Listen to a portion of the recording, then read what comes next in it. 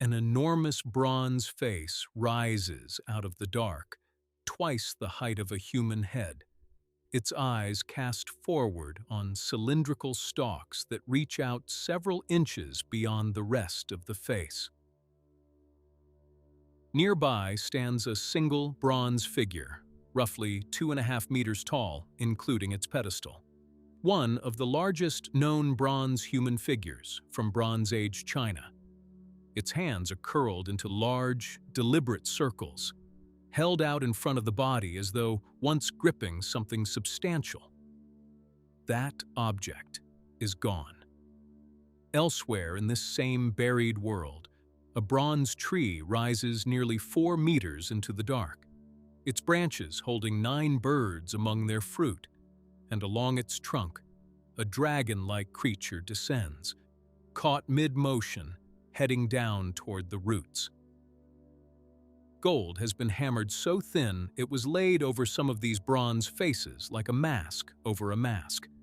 Ivory, dozens of tusks of it, lies stacked among the wreckage. Sanxingdui's monumental non-vessel forms, these masks, this tree, this standing figure, have few close parallels anywhere else in the Bronze Age world. And no one alive can read what any of it meant. There is no surviving text that names the person who commissioned this tree, or explains what that standing figure was meant to be holding, or tells us what the wide, staring eyes on that towering face were meant to see. Isolated marks and symbols have turned up on a handful of objects here, but nothing scholars recognize as a deciphered writing system. No sentence, no name, no king. That silence is not the same as absence. The people who made these objects did not vanish, and the traditions behind them almost certainly continued in some form, elsewhere, for centuries. What's missing is not a civilization. It's a contemporary voice willing to explain, in its own words, what any of this was for. These objects were not found arranged in a tomb or displayed in a palace, or stored the way a society keeps the things it values. They were found broken. Burned, in some cases, the ivory scorched, the bronze deformed by heat, fragmented before or during burial, buried together in pits dug into the earth and left there for over 3,000 years. The first hint that any of this existed reaches back to the late 1920s, when a farmer clearing an irrigation ditch near his home in Sichuan, in southwestern China, struck a buried cache of jade. Word of the find spread slowly.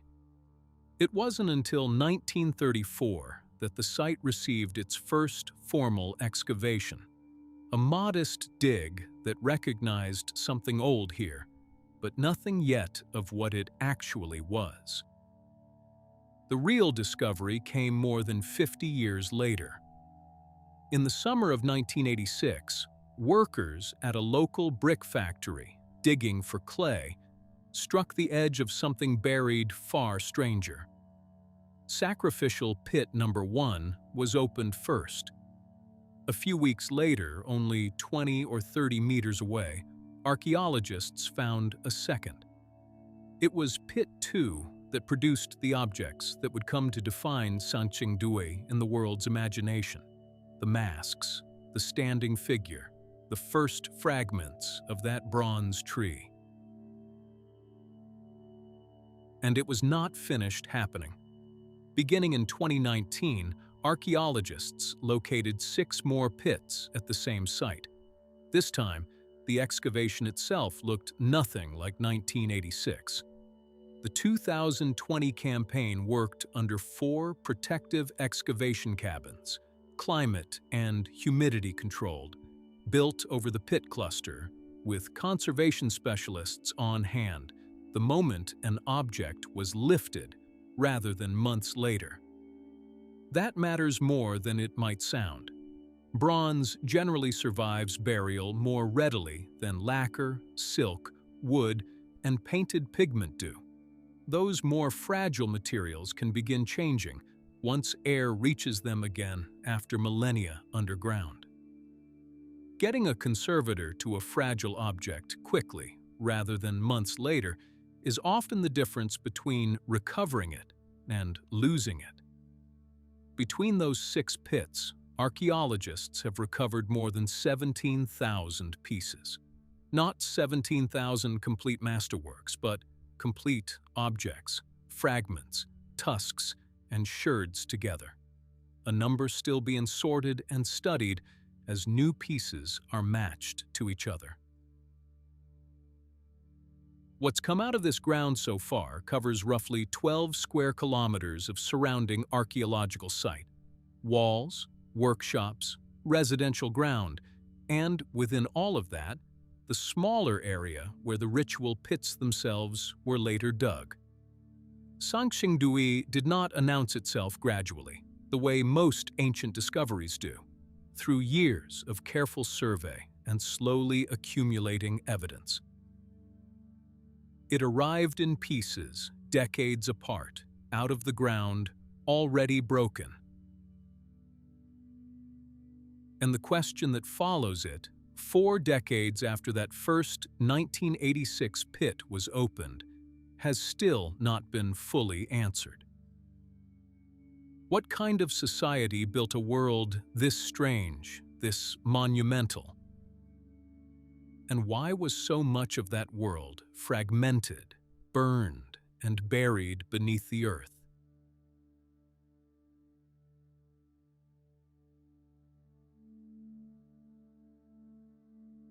Sanxingdui did not rise out of empty ground.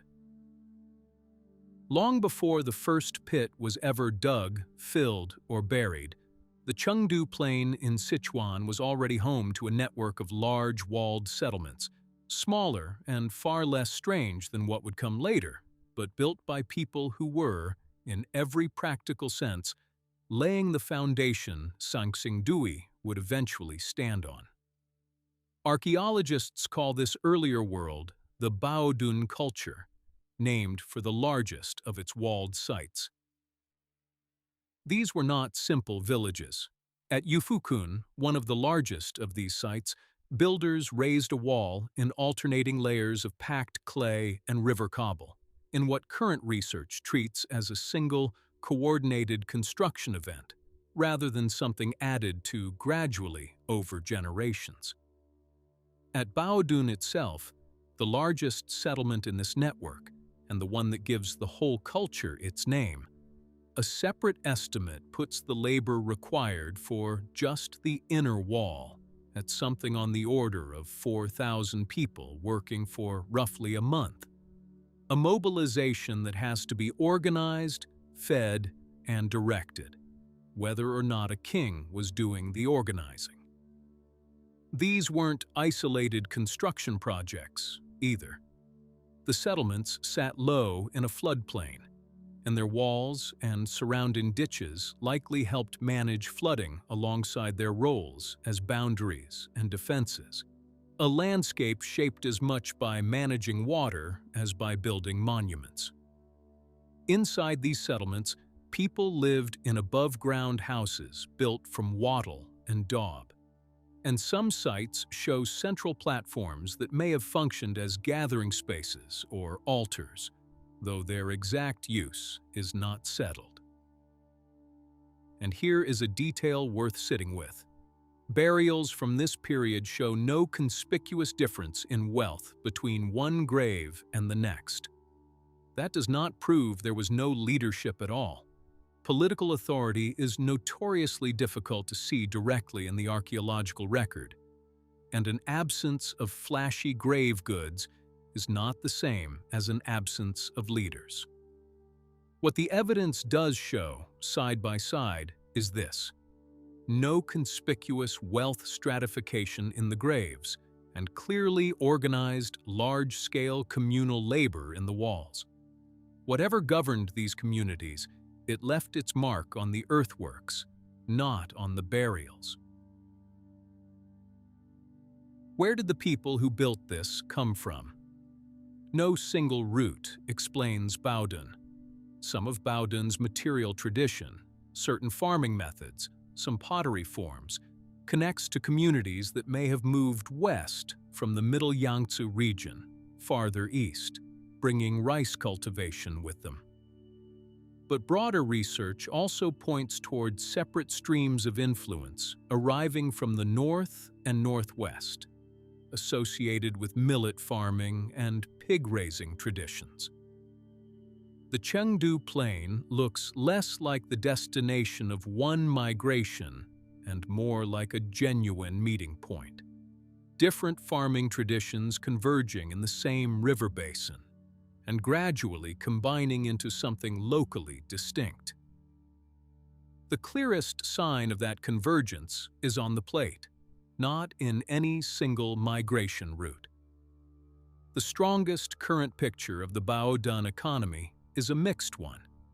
Rice as the dominant crop in the wetter lowlands, foxtail millet doing real work on the drier margins and higher ground, supplemented by hunting, fishing, and gathering wherever the rivers and forests made that worthwhile. A society that can lean on more than one source of food is a society better positioned to survive a bad season and better positioned eventually to support people who spend their time doing something other than farming. People who build walls instead.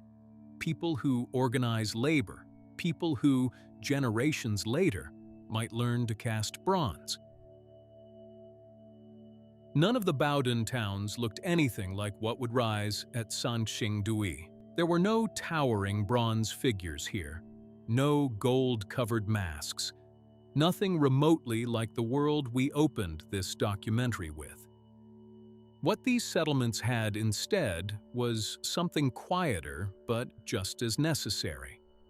Organized labor, settled agricultural life, and construction knowledge that did not disappear when Baodun's world faded. It passed forward.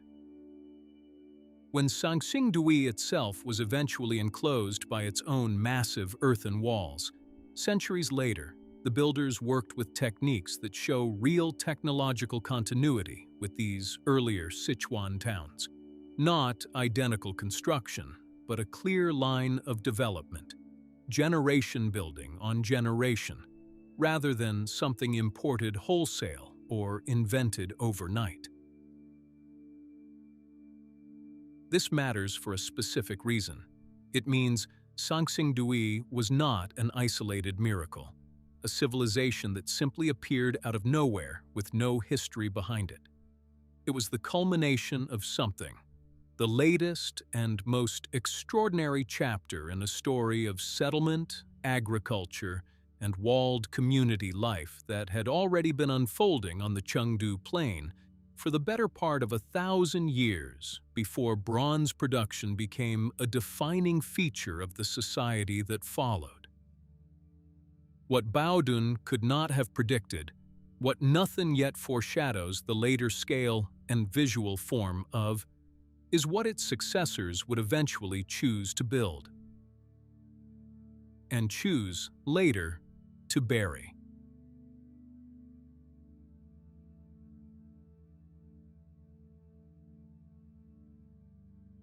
Long before any of it was broken and buried, Sanxingdui was a living city, and a substantial one, though its true scale takes some untangling.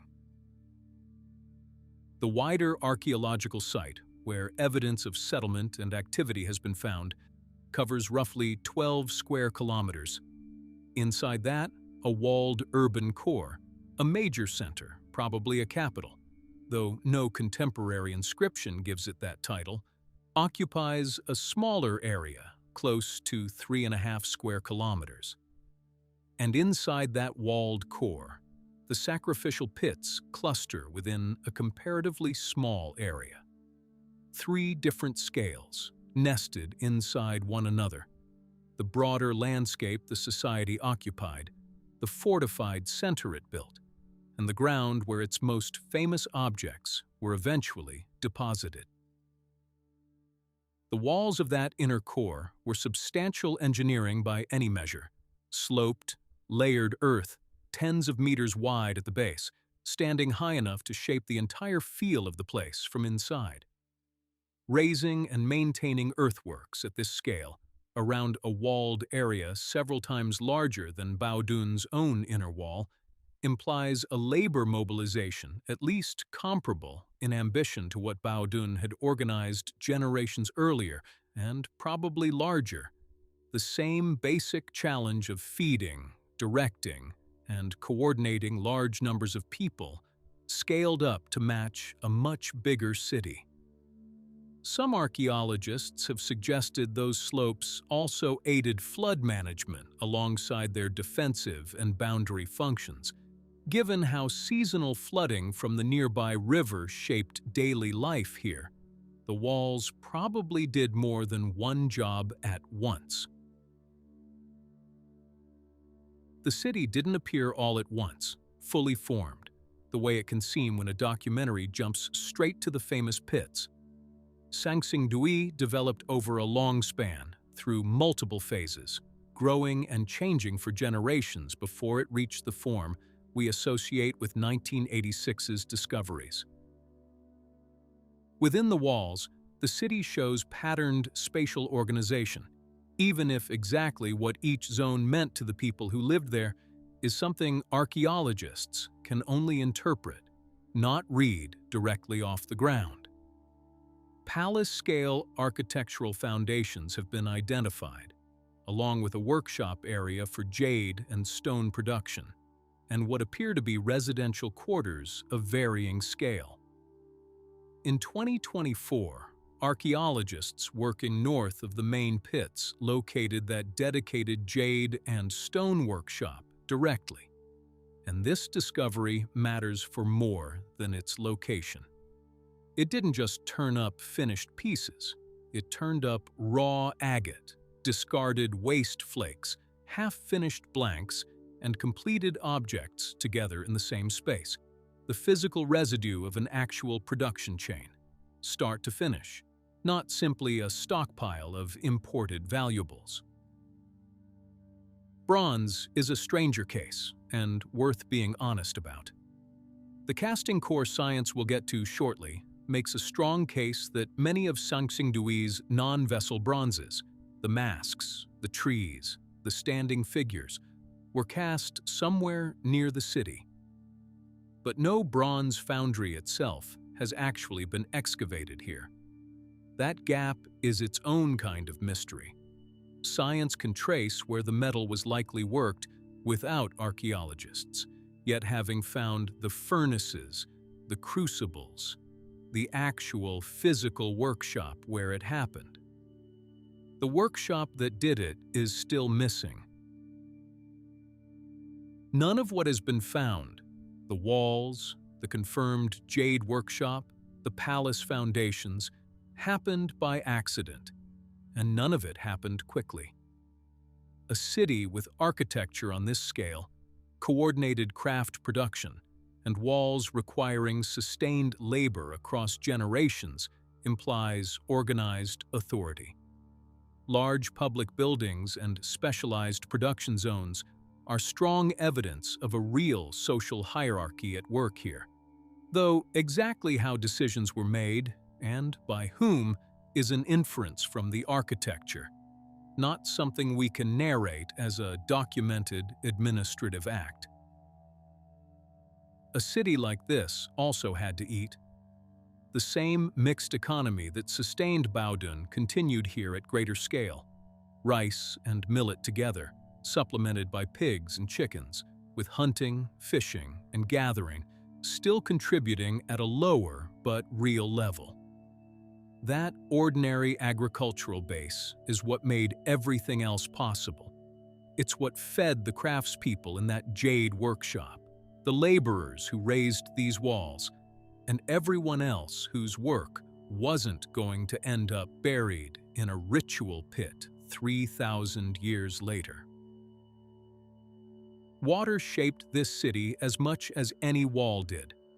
A network of rivers and canals ran through and around the settlement, and current thinking treats that water system as genuine infrastructure serving several purposes at once, managing floods and marking boundaries between one part of the city and another, and quite possibly aiding the movement of goods and people as well. For most of the 20th century, none of this was part of the story historians told about ancient China. The better-known centers of the Shang and later Zhou lay hundreds of miles to the north and northeast, across the Yellow and Wei River regions. Sichuan was enclosed by mountains, but it was not sealed off. The Yangtze system and a series of overland corridors connected the Chengdu Plain with communities to the east, north, and northwest.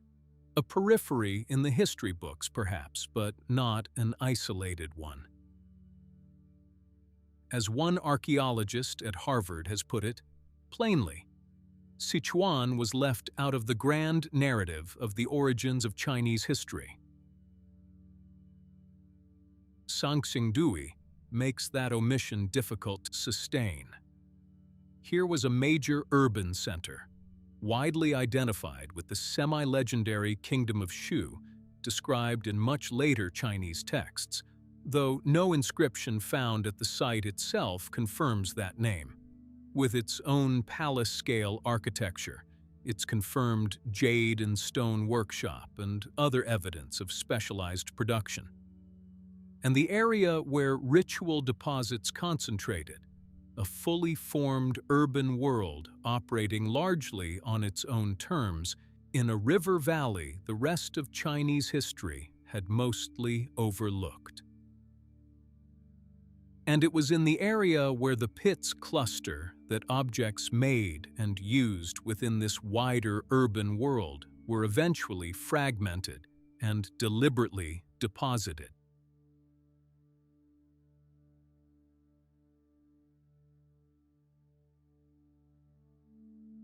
To understand what was buried in those pits, you first have to understand what it took to make any of it in the first place. Bronze, at this scale, does not happen by accident, and it does not happen in one simple pour.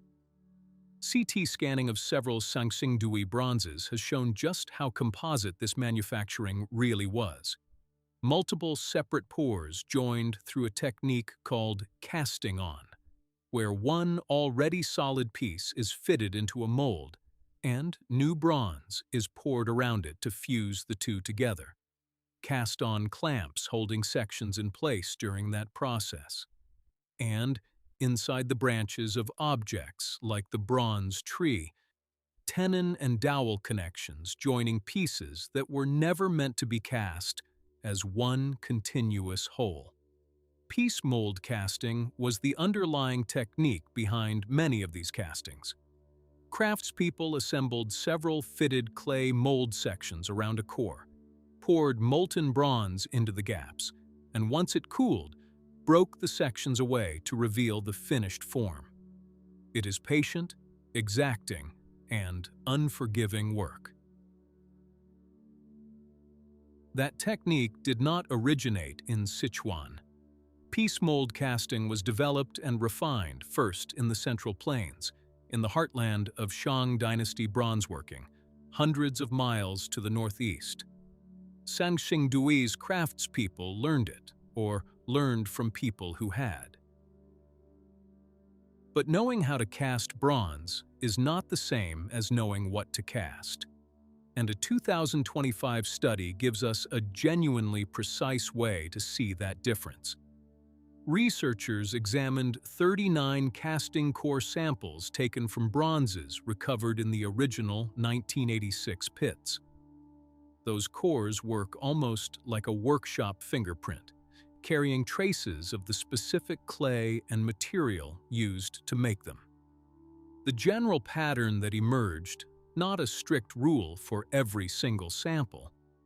The more conventional ritual vessels, the kind of bronze containers you'd expect to see across Bronze Age China generally, tended to show material affinities with production traditions from the middle and lower Yangtze River, farther east. The towering figures did not. The masks, the trees, the great standing figure with its curled, empty hands, the objects that made Sanxingdui look unlike anything else in Bronze Age China, appear to have been cast locally near Sanxingdui itself, even without a physical foundry yet found to confirm it directly. That distinction needs to be handled carefully. It's tempting to read this as proof that Sanxingdui was politically independent of the wider Bronze Age world around it, but that's more than the evidence actually shows. Casting core analysis helps identify where groups of objects were probably cast and how production knowledge circulated. It does not tell us who ruled whom or whether Sanxingdui answered to any outside authority. What it does is make two simple stories harder to sustain. 1. Sanxingdui was completely isolated, inventing bronze working alone with no outside contact. 2. Sanxingdui was simply imitating Shang China, a provincial copy of someone else's tradition. Neither holds up well against the evidence. What the evidence actually supports is something in between and more interesting: selective adoption and local reinvention. A society that took a casting technology built elsewhere and used it to make monumental forms whose combination, scale, and imagery have few close parallels anywhere else. None of this happened with bronze alone. Gold was hammered into remarkably thin, high-purity foil and laid directly over bronze surfaces. Jade was carved into ceremonial blades and tablets, at least some of it made locally, as the 2024 workshop discovery shows, waste flakes and all, though not every jade object in the pits can be traced to that single production chain. Ivory is where the story most needed correcting. It's easy to assume that dozens of elephant tusks, stacked among the ritual deposits, must represent a long-distance trade good. But elephants very likely lived in or near Sichuan itself during this period. What the ivory reveals with real confidence isn't distance, it's scale, access to a large number of animals, and the authority to place their tusks beyond ordinary, practical use. One more object belongs in this section, and it's among the strangest things ever recovered from these pits. From Pit 7 in 2021, archaeologists lifted an elongated axe-like object, roughly 20 centimeters long, standing upright where it had been placed against the pit wall. Laboratory analysis, published in 2026, confirmed something remarkable. The object is made of meteoritic iron, metal that fell to Earth inside a meteorite, not smelted from any ore mined on the ground. It's the earliest Bronze Age object of its kind identified anywhere in southwest China. Its exact function is still unknown. Tool, weapon, or ceremonial object are all on the table. But its formal, deliberate placement inside the pit makes ordinary discard unlikely. Archaeology can't yet tell us exactly what the material meant to the people who put it there. Only that it mattered enough to be placed carefully rather than left behind. Something that had once fallen from the sky, worked into an elongated axe-like form, and placed among the other ritually deposited objects in the earth. Getting all of this, the bronze, the gold, the jade, the ivory, even a fragment of the sky itself, shaped, combined, and placed here required organized labor, skilled specialists, and, for at least some of these materials and techniques, real connections reaching beyond the Chengdu Plain. This was not an isolated society stumbling onto bronze working by chance, and it wasn't a society simply copying its neighbors either. It was a society plugged into a wider Bronze Age world, confident enough in its own identity to take what that world offered and remake it into forms with few close parallels elsewhere. Manufacture leaves fingerprints, meaning does not.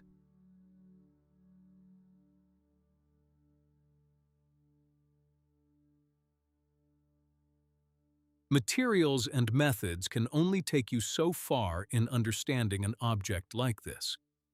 At some point, the question stops being how it was made and becomes something harder to answer. What was it for?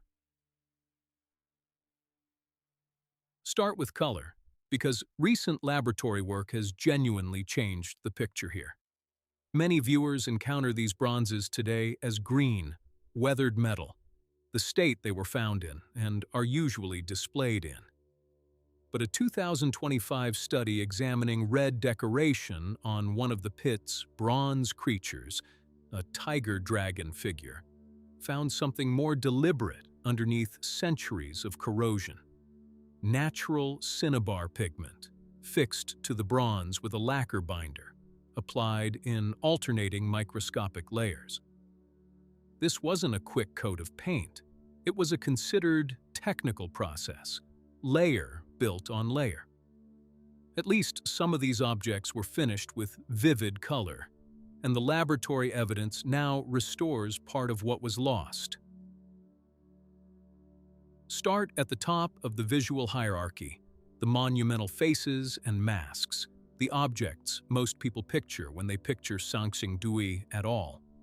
On several of these, the eyes do not sit flush with the face. They project outward on cylindrical stalks, sometimes several inches beyond the surface, a feature without a close-known parallel elsewhere in Bronze Age China.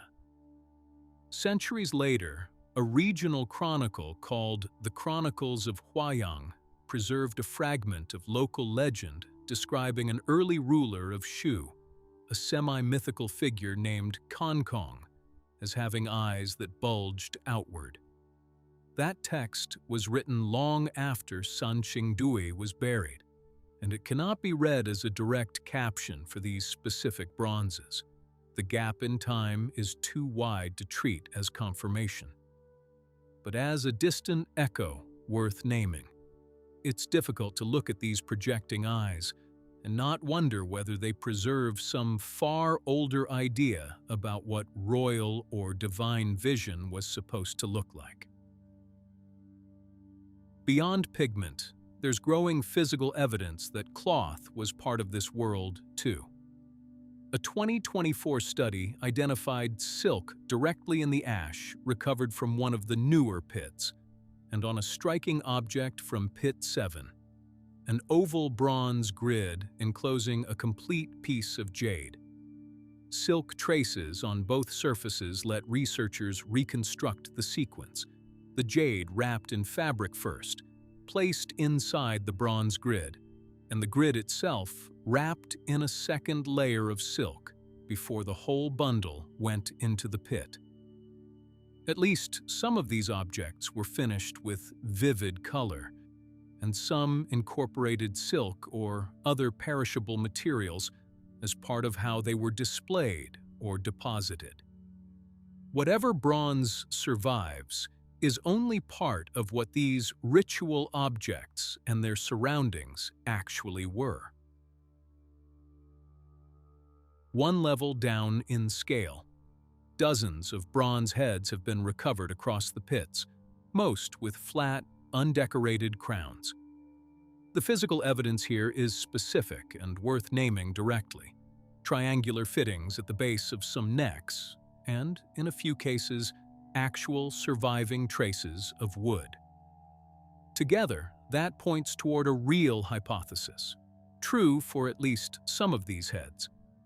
They may have been mounted on wooden bodies, dressed in real clothing, arranged upright as bronze-headed display figures, a construction of cloth and wood built around a bronze face that has survived only because bronze does, while wood and fabric do not.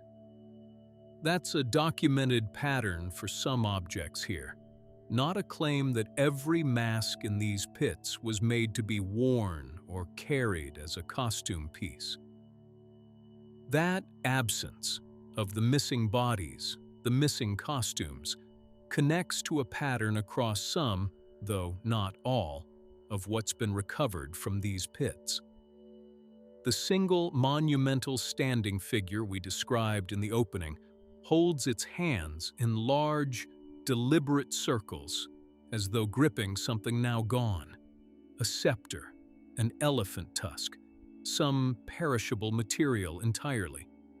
Whatever passed between those bronze hands and the world around them did not survive 3,000 years the way the metal did. Other smaller figures tell a different, more complete story. Some kneeling figures still retain identifiable ritual objects. One reconstructed composite assembled from fragments recovered across separate pits combines a bronze vessel, a kneeling figure, a mythological beast, and another small human figure. The components survive. It's the ceremony around them that doesn't. We can see the poses and the burden being carried. We can't recover the words, the movement, or the meaning that made the gestures complete. We are looking, in other words, at gestures that survived after the ceremonies around them disappeared. And then the bronze tree described at the very opening of this film, nearly 4 meters tall, 9 birds among its branches, a dragon-like creature descending its trunk. Some scholars who study early Chinese cosmology connect this kind of imagery to a much later mythological tradition describing 10 sunbirds taking turns crossing the sky, one at a time, from a great tree at the edge of the world. Whether that later myth descends directly from whatever belief produced this specific tree is genuinely unprovable. The surviving written version comes from centuries afterward. It's an analogy worth offering the audience, not a solved equation. Scale changes the encounter. An object nearly 4 meters tall, or a mask twice the size of a human head, doesn't just represent something. It controls how an audience gathered before it would have had to stand, where their eyes would have gone. Whose body was small in front of it, and whose was not. That is a form of authority in its own right, whether or not we can name the specific figure being honored. Taken together, the projecting eyes, the cinnabar and lacquer color, the missing costumes, the standing figure's empty hands, a tree whose meaning we can only approach sideways. These objects begin to suggest something more like ceremony than storage. It's reasonable to imagine bronze-headed display figures and ritual gestures of offering, objects built to be seen from below by an audience whose relationship to power we can only partially reconstruct. But that reconstruction has real limits, and it stays a reasonable hypothesis, not a recovered choreography. We do not have the sequence of events. We do not have the words that would have been spoken. What we have is what the objects can show us, and what the objects can show us stops well short of a complete performance. Archaeology can explain a great deal about how these objects were built, and even where some of their materials and techniques originated. It cannot fully explain what the faces were meant to see, what the raised hands once held, or why an entire sacred world was given form in bronze, gold, jade, and ivory, only to be fragmented, burned in some cases, and deliberately buried in the ground.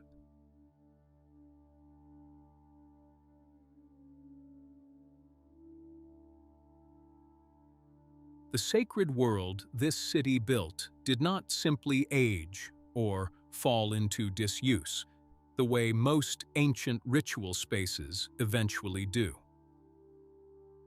It was buried. That part of the story is not in question. Whether the city built around it ended just as abruptly in that same moment is a much harder claim to prove, and it's worth separating out clearly because several different questions get collapsed together whenever this part of Sanxingdui's story gets told. Why were these objects fragmented? Where were they actually burned? Why were they moved? And why were they buried across multiple separate pits rather than one? A 2026 study of one of the newer pits, Pit 4, gives us the clearest sequence yet for how at least one of these deposits actually came together. Ritual materials, bronze, ivory, other objects, were placed into the pit first. Ash and charred material were introduced afterward, brought in from elsewhere rather than generated on the spot. The pit was then filled in, and only after that did ordinary soil processes take over, settling and altering the deposit over the centuries that followed. The critical detail is the one we mentioned earlier and can now place precisely. The soil directly around that ash layer was never heat-altered enough to have experienced the main fire itself. Whatever burned somewhere else, and its remains were carried here afterward as part of a deliberate act of infilling, not a fire that broke out in this pit and was later covered over. It's also worth being precise about what sacrificial pit actually means as a label. It's the term archaeologists have used since 1986, and it's not wrong, but for Pit 4 specifically, the direct evidence supports something narrower. A burial feature for ritual objects, filled after burning had occurred elsewhere. Whether every one of the ceremonies that produced these deposits involved sacrifice in the fullest sense is a separate question from whether the burial itself was ritual and deliberate. And on that second point, the evidence is strong.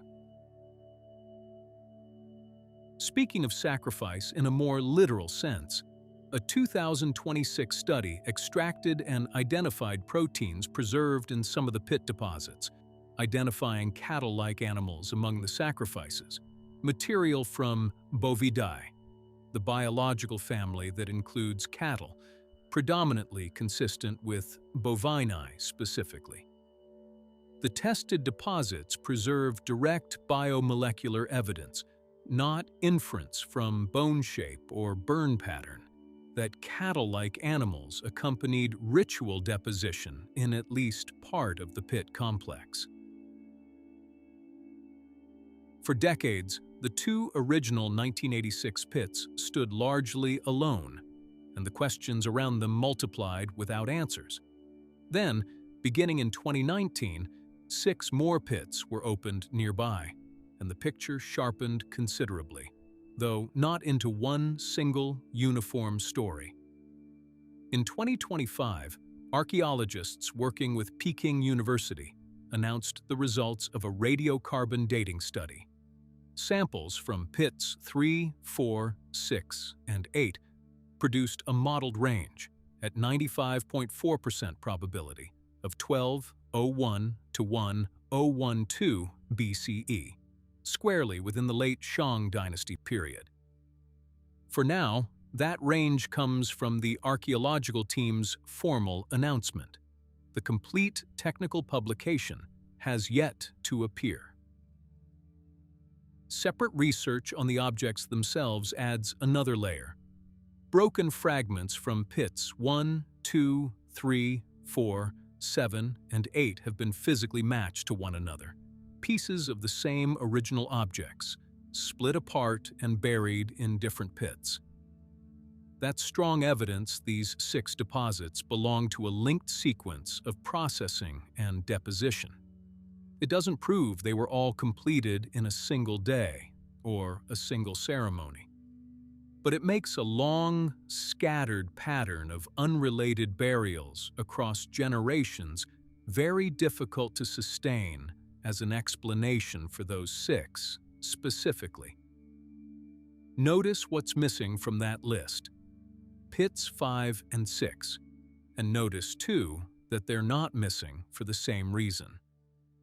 Pit 5 sits outside both the cross-join sequence and the radiocarbon set entirely. Pit 6 is also absent from the cross-join sequence, but it is one of the 4 pits included in that same modeled date range, and its physical relationship to Pit 7, along with an unusual wooden chest found inside it, points toward a ritual history of its own. They're not one identical outlier. It's tempting in a documentary to describe the 8 pits as though they were a single uniform event: one date, one cause, one afternoon of deliberate destruction. The honest picture is messier and, if anything, more interesting. A site where most of what's been excavated points toward a closely linked sequence or cluster of events, and 2 pits, each in its own distinct way, that still resist being folded neatly into that story. So why did this happen? Several explanations have genuinely been proposed, and none of them currently commands the kind of clear consensus that would let a documentary simply declare one correct. Conflict and invasion is one, a conquering or rival force, destroying the sacred objects of a defeated city as an act of domination. Ritual termination or decommissioning is another, the people of Sanxingdui themselves retiring their own sacred world, deliberately, perhaps tied to a change in religious or political authority. A third points toward political or religious reorganization more broadly, without requiring outright conflict. A fourth treats the pits as something closer to relocation, ritual furnishings deliberately taken out of use as part of a larger transition already underway. And environmental stress, flooding in particular, given how central the river was to this city's life, sits in the background of several of these theories, rather than standing as a single proven cause on its own. The deposits themselves lean the evidence in a specific direction, even without settling the question completely. Archaeologists studying how the objects were actually laid into the ground, their arrangement, their sequencing, the evident care taken in positioning them, have increasingly described the process as orderly and patterned, and some read that orderliness as respectful rather than chaotic. One researcher involved in the most recent excavations has put it directly: the formation of these deposits looks like a stage of conscious ritual activity carried out by the ancient people themselves, not simply the aftermath of conflict or war. That doesn't rule invasion out entirely, but it does mean invasion shouldn't be presented as the leading or default explanation, the way earlier popular accounts of Sanxingdui often did. The deliberate, careful character of the deposits is the detail that current research keeps returning to. What we can say with more confidence is this: after these pits were filled and sealed, something changed.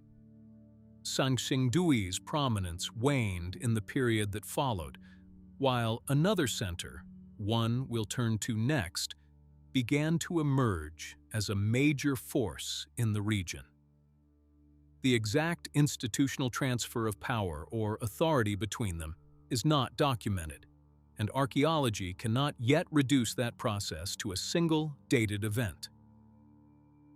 We don't yet know if that shift was sudden or gradual, forced or chosen. What we do know is that it happened. And where it led is the story of what came next.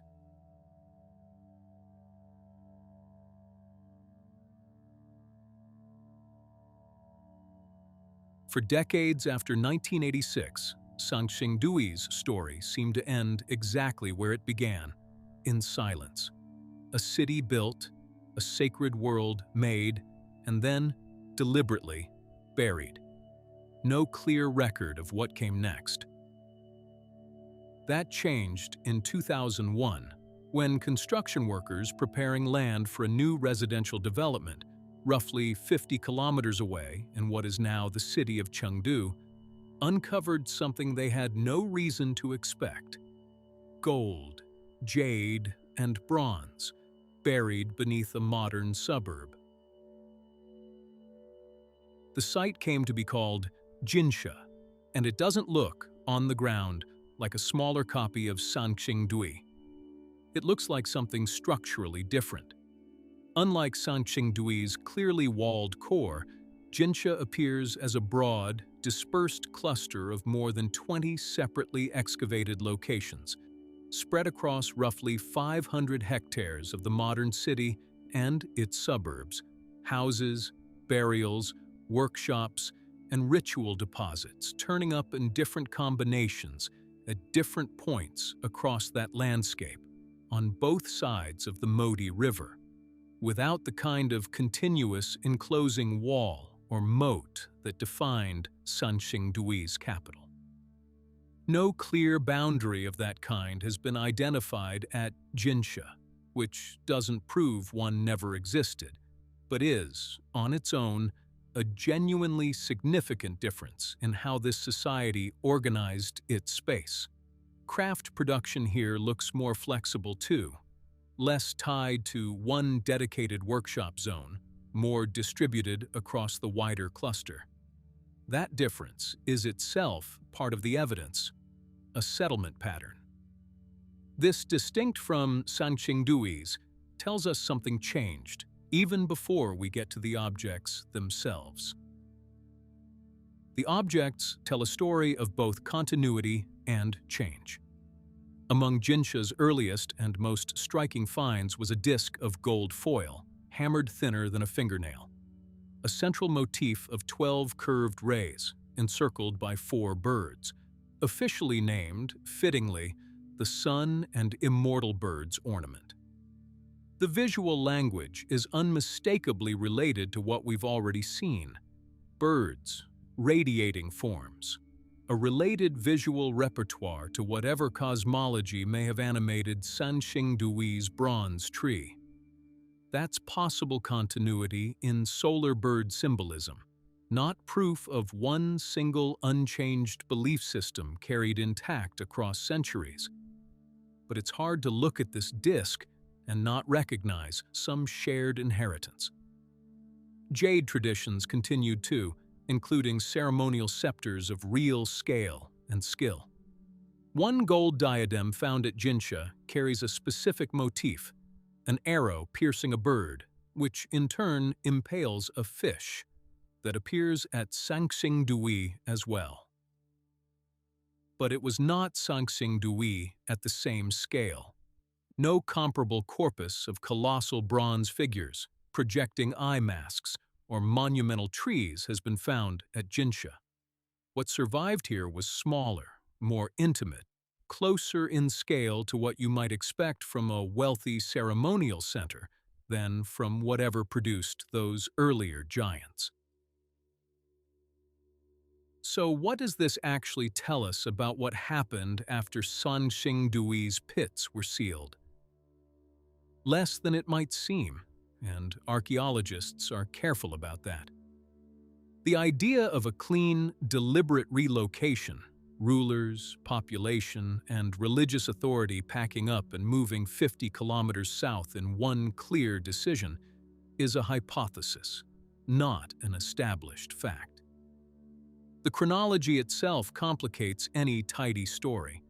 In some current dating schemes, Jinsha's earliest activity appears to overlap with Sanxingdui's final phase, rather than beginning only after Sanxingdui had already gone quiet. That raises a real possibility that Jinsha wasn't simply Sanxingdui's replacement, but a second center that was already rising, while Sanxingdui was still, in some reduced form, active. It's also worth widening the frame here. Jinsha isn't the only site from this later period on the Chengdu Plain.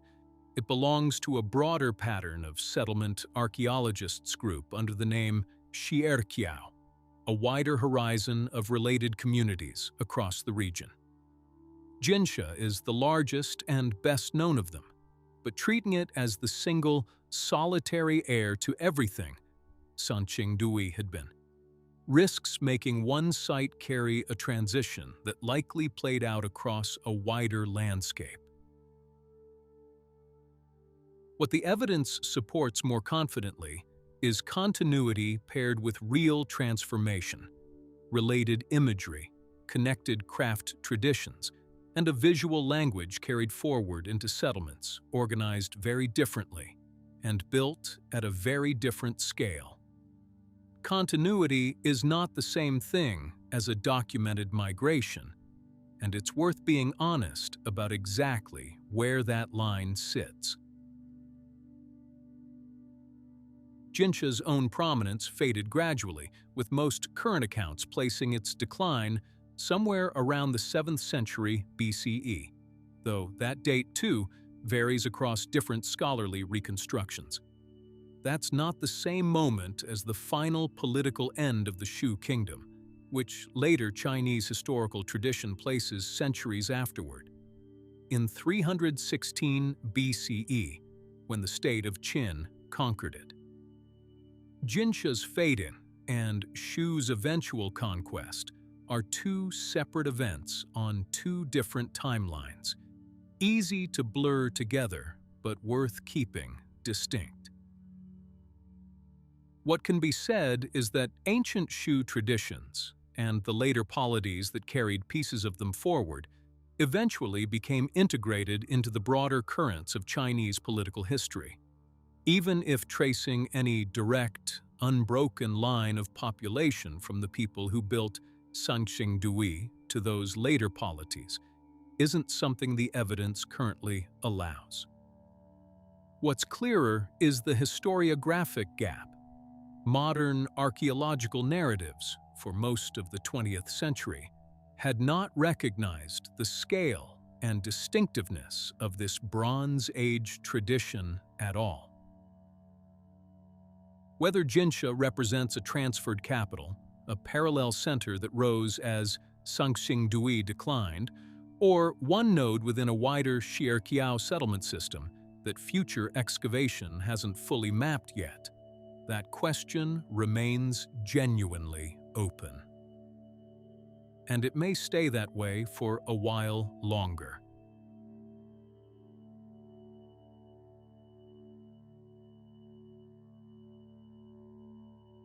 We know a great deal about Sanxingdui now, more, certainly, than anyone did in 1986, when the first of the famous pits was opened, and no one had any real framework for understanding what they were looking at. We know the walls, the confirmed jade and stone workshop, other evidence of specialized production, and the site's patterned organization across 3 nested scales. We know the casting techniques, and we can trace connections among the production regions that shaped this city's bronze, even if the exact routes those connections traveled remain, in most cases, inferred rather than mapped. We know, with growing statistical confidence, roughly when several of the pits were filled. We know Jinsha, and something of how one world became, or ran alongside, the next. But stand in front of that towering bronze face one more time, the eyes still fixed on their projecting stalks, staring at something that hasn't existed for 3,000 years. And the honest truth is this: we still don't know what any of it was called. The unknowns here fall into a few real categories, worth naming separately rather than blurring together. There's the question of names and language. No confirmed ruler, no confirmed priest, no deciphered word from the people who made any of this. There's the question of institutions, how power actually worked here, who held it, and how it was passed on, all inferred from architecture and object distribution, rather than read from any text. And there's the question of ritual meaning. Why objects whose ritual materials were fragmented and buried came to be treated this way, and what they were understood to do while they were still whole.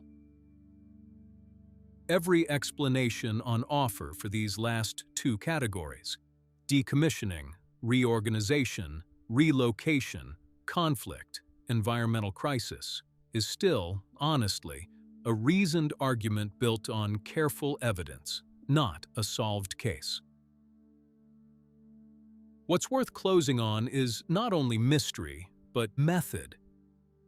None of the core archaeological conclusions in this documentary came from a contemporary Sanxingdui text. They came from casting core petrography, identifying where groups of objects were probably produced, from CT scanners revealing joins hidden inside the bronzes, invisible from the surface, showing how these forms were actually assembled, from protein analysis identifying cattle-like animals among the sacrifices, from pigment chemistry recovering colors that vanished from the eye centuries ago. Sanxingdui has left no readable text of its own, and it is still becoming steadily more legible, one laboratory technique at a time. That, on its own, has already forced one significant change in how historians describe early China. Not a single origin story centered on the Yellow River Valley alone, but something more accurately described as multi-centered. Several distinct, sophisticated urban traditions developing in different river valleys, on their own terms, at roughly the same time. None of these methods required a single word of translation. Each one simply asked a different, very specific question of the physical material itself. What's inside this bronze? What's in this soil? What's on this surface? And each answer adds one more piece to a picture that no ancient author ever wrote down for us to find. The research itself is nowhere near finished.